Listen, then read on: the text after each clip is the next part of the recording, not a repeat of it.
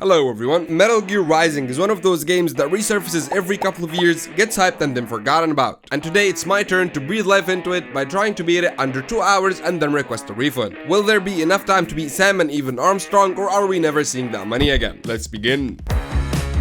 The first mission starts with us in a car, failing to do our job of escorting this guy as he gets kidnapped. And with the time already started, we hurry after him, but not before we get stopped by this giant robot, and by fighting it, we trigger an absolute masterpiece of an intro.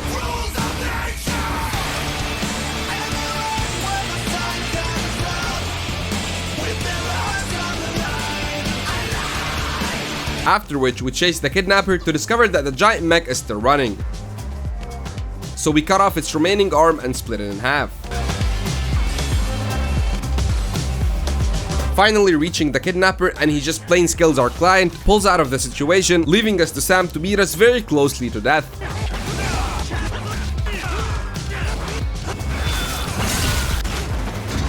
Then we get saved and shot out of a plane just in time for the next part of the game. We start this mission by casually slicing those guys up, going inside this building and shish kebabbing that guy here. Then continue our way, but not before our robot with 2 legs try and fails to stop us.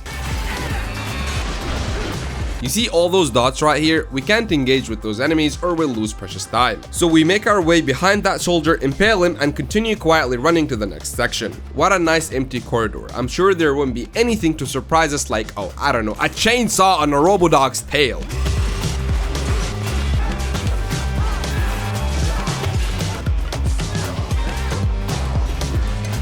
After taking care of that, we head to this bridge just for some helicopters to try and destroy the bridge, but we make it out in one piece and destroy the helicopter. To avoid another long fight, we go that way, then down here through these vents where we can start sneaking past security cameras and away from laser detectors. Finally going up the stairs where we get ready to fight the one and only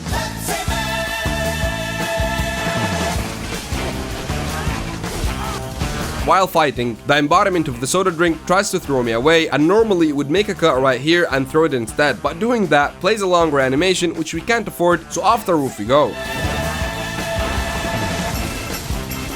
Going down another level, and we hit restart after the checkpoint, so we save a couple of seconds on the next animation and go back to crushing this can.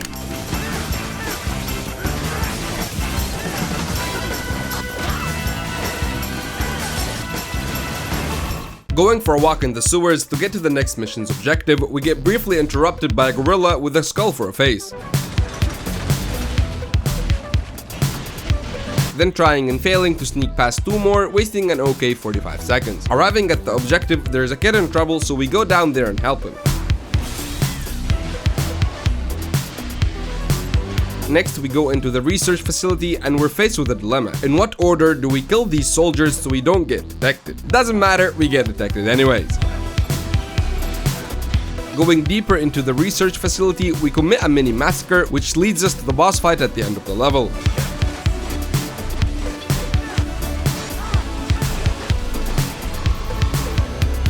The following mission can be split into 3 main sections: carnage, slicing, and destroying everything alive or dead. Psychological torture, and redemption.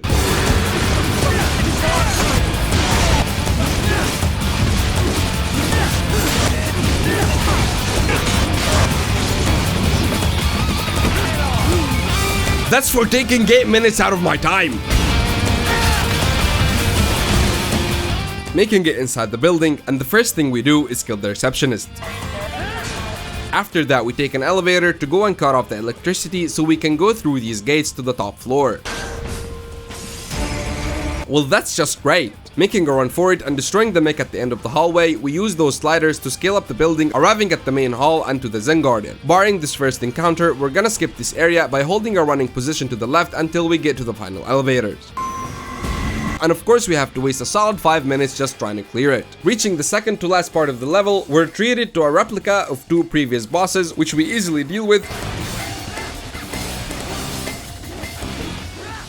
Then go to the final encounter of the mission.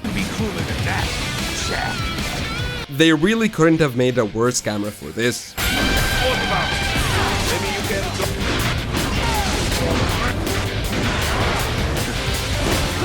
Nearing killing him, he tries to make an escape by shooting a missile at us to push us off the building, but we casually hitch a slider back up, throwing it at him and slicing him into a 3-piece sandwich. We now only have less than 25 minutes left to beat the game, so we need to hurry up. While trying to leave Denver, we fall out of the chopper, fighting our way through to get to the bike and riding it to the next boss fight. To ensure that what happened at the start of the game doesn't happen again, we've come prepared with state-of-the-art Hello Kitty armor.